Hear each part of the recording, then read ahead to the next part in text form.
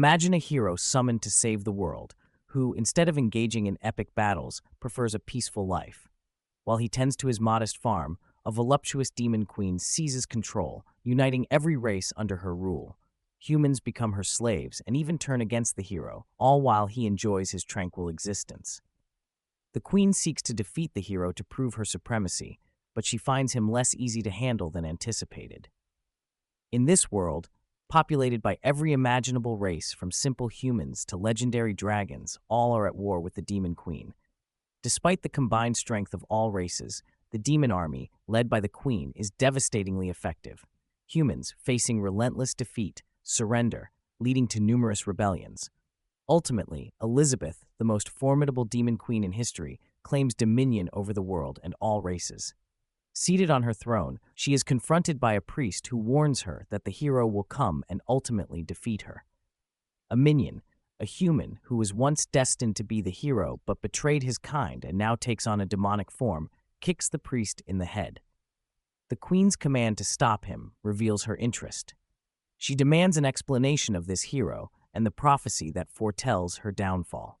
The priest explains that the prophecy states when a hero emerges and pulls the sword from its resting place, humanity will reclaim control and defeat the demon race. The sword is in the central hall, and the queen decides to investigate. She observes the sword and contemplates, "So this sword will determine my fate. Let's see when this hero will arrive."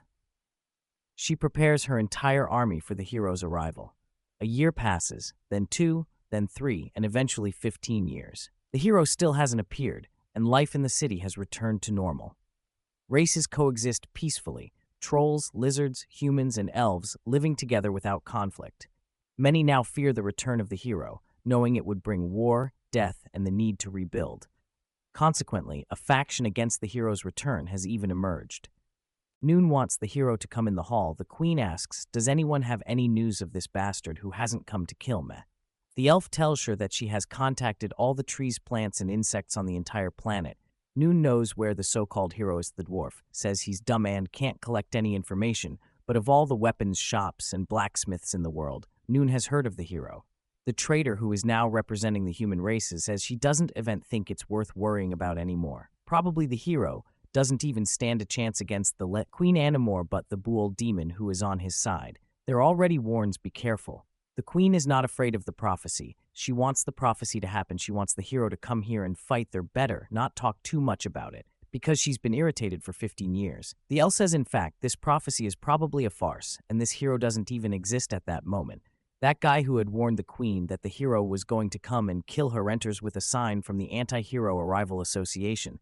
The guy changed, completely angry. The queen grabs him there with her hand of darkness and asks, "You didn't say there was going to be a hero of prophecy who was going to come and pull this damn sword here? Where is he?" The wild #1 fan of her says that in fact she is so strong that the prophecy even failed to activate because humanity couldn't create a being as powerful as her. The queen's minion agrees with him. "That's true, my great queen. You don't even need to worry about this hero anymore. There's no chance for him." But it gets a thick tail slap in the face. The queen puts the priest on the wall and says, "Where is this damn hero? I've reached the top of the world, but I need to kill him. Otherwise everyone will think I'm afraid of the prophecy. Where's this damn guy?" She studied all the powers of this planet to learn the magic of the end of the world just to face him. But where is she? That moment she stares at the sword and says, "Okay, then since you didn't come to me, I'll come to you." And she starts trying to pull the sword. Everyone is watching in horror, saying, "Your Majesty, don't do it, you will die. The sword was made to kill you." Energy begins to explode all around the place. The queen, Nisweeting, and everyone starts flying, having to protect themselves. She uses another wave of power and blows up the entire castle. However, with this she pulls out the sword of prophecy, who said only the hero can take this. Out of that moment, she can feel for whom the sword is calling, and her gaze begins to sweep the planet toward a little house's small farm in the middle of nowhere, and she says, "So this is where you've been hiding." Then she uses a forked teleportation. Her subjects beg, "Please, your Majesty, don't go. Allow me to serve by your side." Queen Elizabeth, within see life-eye. And that little farmhouse, a boy is there peacefully with his straw hat wiping the sweat from his face and saying farming is so peaceful, and here Ellie is the legendary hero. We see how his life was before being reincarnated. He was a guy who worked all day and he hardly had any hobbies, didn't play video games, didn't read anything. The only thing he liked to do was watch some farming TikToks on the way to work. and he always thought, man, if I could live a life like this, just farming, and without worries, it would be so good. And then he was transported to this world. The beginner system taught him how to do basic survival things, like using some weapon, show to hunt, and he really liked it. This had always been the farmer's life he wanted. But then the system started warning him, congratulations, Shiroi, you have completed the beginner stage. You can now start your adventure. But a thought, why start the adventure while it's so peaceful here on my farm? I'm not in the mood. The system explained after you leave the beginner village. You will encounter many people in this world. You will learn many skills and magics. You will learn swordsmanship and become stronger. And when you become the legendary hero, you will kill the demon queen. Please to start your adve. And Cherno, but the thought, I'm no interested in killing the demon queen leather. I just want to stay here and live peacefully. But the system kept insisting, no, you can't do that. The demon queen is killing everyone. Please start the adventure, start adventure every day. He was spamming this to the protagonist, but as soon realized that besides complaining, the system couldn't do anything else. So he decided to live. Therefore, since this beginner village where the hero starts, it comes with a protective barrier to increase survival chances in the beginning. So the place is undetectable, and time the rest still flows differently. To help the hero evolve more, the days are much longer. He can plant, hunt, forge, meditate all in the same day. Sure, he still doesn't understand anything about swords and magic, but that's not important. It doesn't feel like leaving here anyway, but just to stay here with his simple life, doing his farming very peaceful. But then one day the system got angry and started cursing him, saying he was only exchanging points for farmer items, and that was a disgrace. It was a shame for the system he was brought there. To kill the demon queen with that, the system collapsed and exploded. Since then he never received a message again, and life became more peaceful than ever. He's there on another day of his collections, saying it's time to either realize she forgot this little axe out in the forests. So I'll have to go back, but at that moment the skies began to darken and gather energy. And the protagonist thought, oh no, just now on the other hand, the queen appeared in the sky saying, finally found the legendary hero of all prophecies. Our hero was running because he left some clothes on the closel. In you with some fish, and if it rains, everything will get wet and ruin. While taking things off the claw, the line, he feels relieved. Thank goodness we made it in time. If it had rained, my fish would be soaked, and so would my clothes. I wouldn't even have anything to wear tomorrow. At that moment, a mechanical dog beside him starts barking. The protagonist tells the dog to go inside because rain is imminent, but the little dog barks and motions for him to look up. Our hero, puzzled, asks, "What's that up there, son?" The queen, overhearing this, becomes irritated. "What do you mean by calling me a thing?" Realizing she's upset, he apologizes. "I wasn't seeing clearly. You're quite far away." The queen decides to verify if he's the hero and sends something his way. When it reaches him, it's the sword, which surrounds him and moves directly into his hand.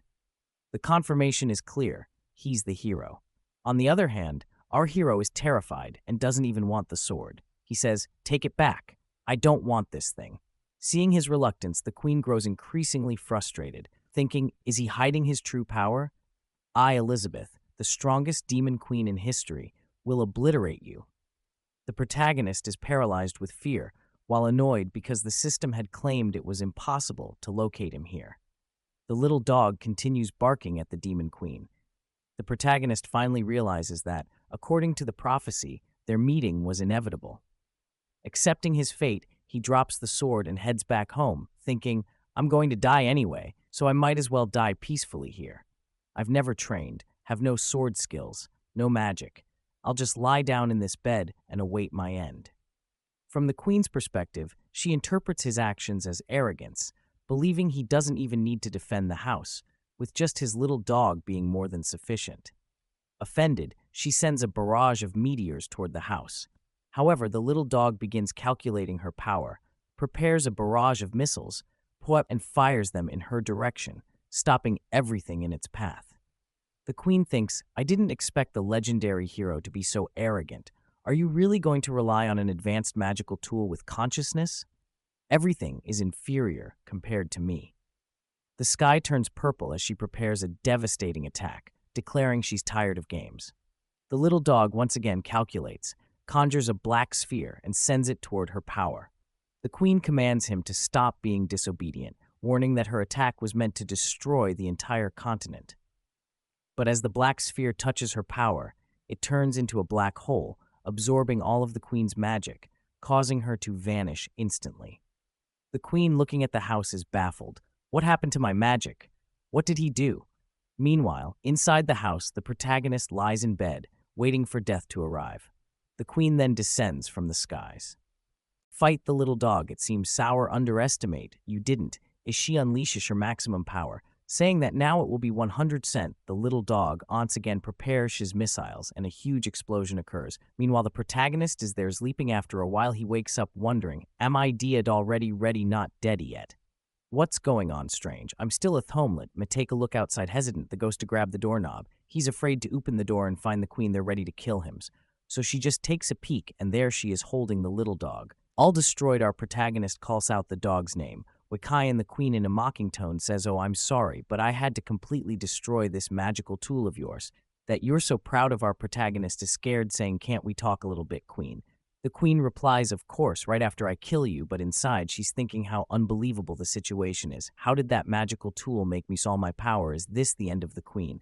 And then she faints there, falls flat on the ground. Our hero rushes to help her, asking if she's okay, and the deactivation of her armor begins, which was sustained by Magus. Everything covering her starts to fade away, and our boy obviously has a nose bed. As usual, sometime later, it's already night. She wakes up in bed, handcuffed. As soon as she notices this, she thinks, damn, how did a legendary Queen Elizabeth, the strong of all millennia, get defeated so pathetically? And the worst part, instead of taking the opportunity to kill me, he imprisoned me. Of this is just for him to show me his power. She tries to free herself, but can't, and thinks, damn it, another legendary level tool, which I've never RD of how much more power does this hero of legend shide from mesh. He looks around, seeing chess pieces, playing cards, and thinks, I've never seen any of this around here. Apparently this hero is much more treacherous than I imagined. I really underestimated him at that moment. Our hero enters the room with some snack in hand. She looks and says, all right, if you want to kill me, but don't expect me to beg for mercy. But our protagonist is just thinking how annoying this queen is. She's too strong. This is my only way to survive.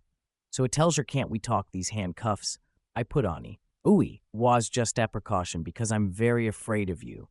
You're formidable. The queen is a bit confused, thinking she's being underestimated. He says, I think we had a misunderstanding. I'm going to take these handcuffs off you so we can talk peacefully, okay? But from her perspective, she's interpreting what he said like this. Sorry if you hadn't realized from the beginning the difference between us believing that you were strong enough to challenge the hair. Okay, I'm going to release you here for you to realize that you can't do anything and you're going to bathe. Everything eyes. Then she thinks, this bastard, how dare he threaten the demon queen. He then says, ready, I already released you from the handcuffs to show you that I can't do anything against you. Got it. Let's talk. The queen is frustrated. Damn it. I underestimated him too much. As strong as I am, I also have to know when to surrender, but he will pay dearly for this arrogance in the future. Our protagonist leaves the room trembling and says, Gorst. Now our hero breaks the fourth wall and says, Taus, you must be wondering, why didn't I kill the demon queen? But I've read in the books of this world, and it's extremely common for the demon queen to be revived immediately after dying, so if I kill her, she will come back. The only way to resolve this conflict here is by ending this conflict. There can no longer be fight between the queen and the hero. As long as I'm not a threat to her, I'll be able to become her friend, and will live happily ever after. The crazy hero is laughing like the Joker. The queen is just thinking, damn, he's still laughing in my face.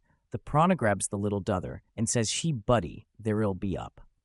The quitting, seeing that situation, says, oh, so this is your most powerful magical tool or hero. Thinks it's not exactly a magical tool, it was just a little invention. Added when I was kind of bored, and he responds to her, yeah. You could say that it was one of the last things I developed. The quidlet sout little smile, planning perfect.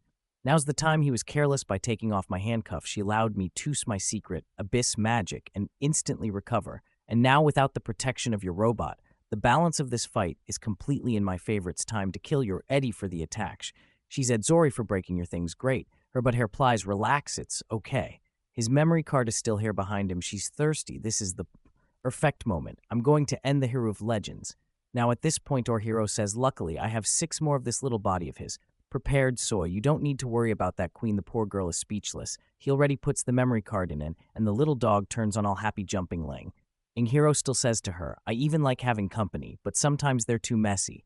So I just leave one activated. In her view, all of this was a plan for her to be embarrassed seeing his distorted smiles. She already falls on the bed, not understanding anything. There's no way. It's impossible. Suddenly she smells something and says, What's that smell? Lang says. I saw you passed out, so I prepared a little meal here to warm you up, and it's ready all made with the farmer ingredients she grew. But after being a farmer, therefore the time his level of cultivation is the maximum. The queen looks at the food and says, Why did you bother with this? Only the wheat need to eat. I have transit, I don't need these things. But she smells the food and ends up feeling like eating. Our hero says, I myself cultivated all these vegetables and grains, please try it. In his head, Heej. Ustwanstor Salvada says, I myself cultivated all these vegetables and grains, please try it. In his head, he just wants to resolve the conflict with food. He's sitting, but decides to try it's peachless. The protagonist is thinking event, though he has practiced cooking for so many years. Would what he cooks be able to please someone of the queen demon's royalty status? She takes some more and bites, takes another, and already thinks that each bite the meat juices explode in my mouth like fireworks. Not to mention that the flavor is so natural and it still contains every high amount of magical energy. Who would have thought that there are delicacies in this world that would please event the demon queen? I can't do anything but swallow every last bite of his meat. At that moment, she feels something exploding inside her and complains to him that it's too spicy. What did you do with this foodling? Is scared, saying that the only thing he did was put a little chili, which is something he likes. Can't the demon queen hammer spicy food? The queen is suffering and thinking it was obvious as if this hero was going to be sonus. He's only trapping me, you said before experiments. She brings her a soup, saying it will help reduce the burning. She steers and thinks she gave me the poison, and now he's giving me the antidote. Really, I'm playing in the palms of this heroine. Such an uncomfortable feeling, though suddenly she transcends and goes to heaven with the protagonist meat in her mouth. Taste is so comfortable, so peaceful. The war between the demon queen and the hero, none of that matters to me anymore. I'm going to forget everything and live quietly, because if Finley discovered how insignificant I am, the food has such a high magical concentration that it even evolves her getting stronger. She gets confused. She looks at time and says, Stop pretending. What do you want from Milling? Feeling awkward, says, What do you think? I just wanted to do some research to see if the demon queen and the hero could live together. But she interprets it differently in this world. You are the only one qualified to be my research slave since I'm the hero, so come here. I will help you get stronger to see if one day you can beat me. Our protagonist asks, Do you agree with this? I'll keep making delicious food to serve you while. The queen is losing her mind, saying may die but not passing so much shame. Especially her demon queen, she is sure that the protagonist plan is to make her stronger to see if she has any chance of facing him. Thinking about it, so turns there goes to the bedstand, up and announces, I agree with you. But there are two conditions for I'm not doing this because I am afraid of you, but because I want to reach the pinnacle and be the strongest in the world. Ing is confused. The demon queen, does she not know she can kill me? She continues, second, as long as I am here, don't the? Ing will bow my head. I will never submit to you. My dignity as the great queen must never be violated. If that happens, even if I have to sacrifice everything, I will destroy you. Our hero is all embarrassed and says, Understood, understood. Okay, let's be friends. Let's stay close to each other. She gives him a stare and says, It's okay if you want to do research, feel free. And another thing, if there's anything tasty, give me some. And our hero agrees. A year has passed, and our protagonist is using the legendary prophecy sword to chop. Well, he thinks things have kind of complicated, because after the queen forced her way into the house, he lost the camouflage that hid the house from the whole world, and the monsters that keep passing by. The rid don't seem easy to deal with, but obviously when they sense the queen's presence in the house, they don't dare to attack. The problem is that he imagines as soon as the queen leaves, she'll probably lose his house from inside. The queen is screaming angrily, asking why lunch isn't ready yet. And our protagonist, the idiot, can't let her escape. He needs her protection. Meanwhile, in a living room, the naughty queen is watching some high-quality content. And besides, after eating so much this whole year, she says, I'm tired of watching these same recordings, but you have anything more from that system? Ling responds, I've told you the system has been gone for a long time. Come over here. In May lunch, she thinks about getting up, but instead of walking, she conjures two little wings to fly over to the tables. He looks at Ling and says, What kind of poison is in these potatoes, Sheer? It seems that the more I eat this, the lazier I becomes. She ponders this darn guy using delicious food to paralyze me with this slow-acting poison, and still trying to lead me to total depravity with these extreme, provocative images. Deluded lying tries to explain. It's just that these potatoes have a lot of calories, and then by eating a lot, you start to gain weight and get kind of lazy at that moment. He looks down and sees her belly, but then she conjures magic there, and they returnal the energy from the belly into magical energy, turning into a mega babe. The protagonist is impressed. Can magic be used in this way? She stares at Thyme and says, another of your tricks didn't work. Are you disappointed? Lying tells her. Yes, I'm very disappointed now. Let's eat already. She looks at that. Etableh says, wow, today's food is perfect. I won't hold back and start seeding Linglets some words in the air. As much as she eats a lot, I always manage to go and make more food, right? And besides, I'll have to get used to it anyway, since we're going to live like this for a long time. Her interpretation, of course, is completely different. You're still very weak. I'll have to fatten you up before I kill you. So he gets up and says, I'll get you a dessert. She, on the other hand, can't stand it anymore, thinking the jerk keeps treating me like a pig, feeding me with these magical foods. I've evolved more than 10 times just this year. It's not possible that now I don't. With enough power to challenge him, the time has come for the ultimate battle. But at that moment, our hero hands the little pudding to the queen, saying, here's your favorite treat. Her eyes light up with joy as she eagerly accepts it. The protagonist thinks, even though she's the demon queen, she's not too hard to handle. You just need the right food. The scene shifts to an old man and a blonde girl fleeing from creatures cloaked in purple robes and white masks. These beings hurl spells at them until they are trapped in a magical cage. It's a father and his daughter. The father tells her, I'll hold them off here, and runs towards the city in search of safety. The daughter protests, I don't want to leave you alone. But the father insists, I promised your mother I'd protect you till the end. As the creatures prepare a massive magical assault, the father declares it's time to use Mammoth. The spell summons a colossal mammoth that crushes the creatures beneath it.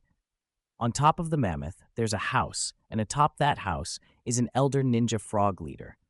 On the frog leader's head is a doghouse with the protagonist's little robot. Wait, please wait. Hear me out. If you enjoy this video, how about you subscribe, like, and hit that notification button so that you will be able to be notified when I upload another video.